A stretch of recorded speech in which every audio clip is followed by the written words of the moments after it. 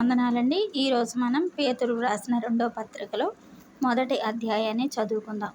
యేసుక్రీస్తు దాసుడను అపోస్తలుడనైన సీమోను పేతురు, మన దేవుని యొక్కయు రక్షకుడైన యేసుక్రీస్తు యొక్కయు నీతిని బట్టి మా వలనే అమూల్యమైన విశ్వాసము పొందిన వారికి శుభమని చెప్పి వ్రాయినది.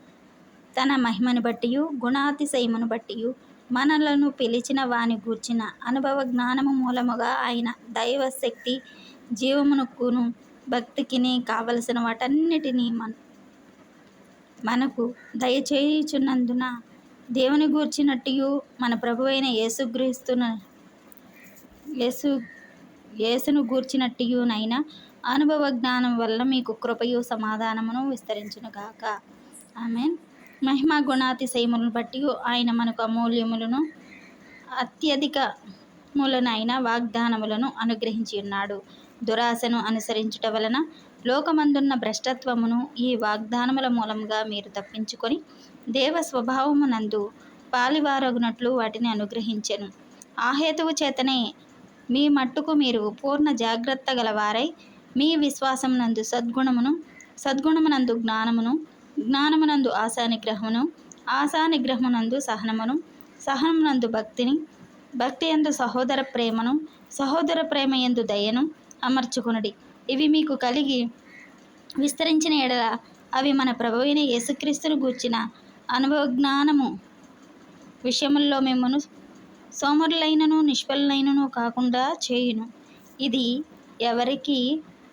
ఎవనికి లేకపోవునో వాడు తన పూర్ణ పాపములకు శుద్ధి కలిగిన సంగతి మర్చిపోయి గ్రుడ్డివాడును దూరదృష్టి లేనివాడగును. అందువలన సహోదరులారా, మీ పిలుపును ఏర్పాటును నిశ్చయము చేసుకొనుటకు మరి జాగ్రత్త పడుడి. మీరిట్టి క్రియలు చేయువారైతే ఎప్పుడునూ త్రొట్టిల్లరు. అలాగున మన ప్రభువును రక్షకుడనైన యేసుక్రీస్తు యొక్క నిత్య రాజ్యంలో ప్రవేశము మీకు సమృద్ధిగా అనుగ్రహింపబడును. కాబట్టి మీరు ఈ సంగతులను తెలుసుకొని మీరంగీకరించిన సత్యమందు స్థిరపడబడియున్నను.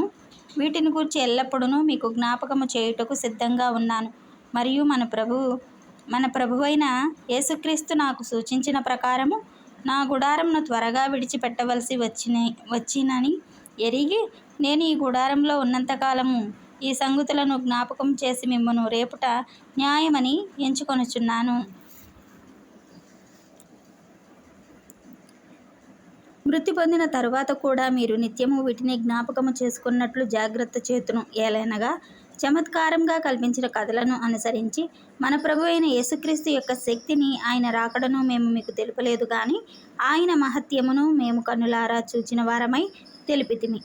ఈయన నా ప్రియ కుమారుడు, ఈయనందు నేను ఆనందించుచున్నాను అను శబ్దము మహాదివ్య మహిమ నుండి ఆయన యొద్దకు వచ్చినప్పుడు తండ్రి అయిన దేవుని వలన ఘనతయు మహిమయు ఆయన పొందగా మేము ఆ పరిశుద్ధ పర్వతము మీద ఆయనతో కూడా ఉండిన వారమై ఆ శబ్దము ఆకాశము నుండి రాగా వింటిమి. మరియు ఇంతకంటే స్థిరమైన ప్రవచన వాక్యము మనకున్నది. తెల్లవారి వేకువ చుక్క మీ హృదయములలో ఉదయించు వరకు ఆ వాక్యము చీకటి గల చోటన వెలుగునిచ్చు దీపమైనట్టున్నది. దాని యందు మీరు లక్ష్యముంచిన ఎడల మీకు మేలు. ఒకడు తన ఊహను బట్టి చెప్పుట వలన లేఖనములలో ఏ ప్రవచనము పుట్టదని మొదట గ్రహించుకొనవలెను. ఏలైనగా ప్రవచనము ఎప్పుడునూ మనుషుని ఇచ్ఛను బట్టి కలుగలేదు గాని మనుషులు పరిశుద్ధాత్మ వలన ప్రేరేపింపబడిన వారై దేవుని మూలముగా పలికిరి. ఆమెన్.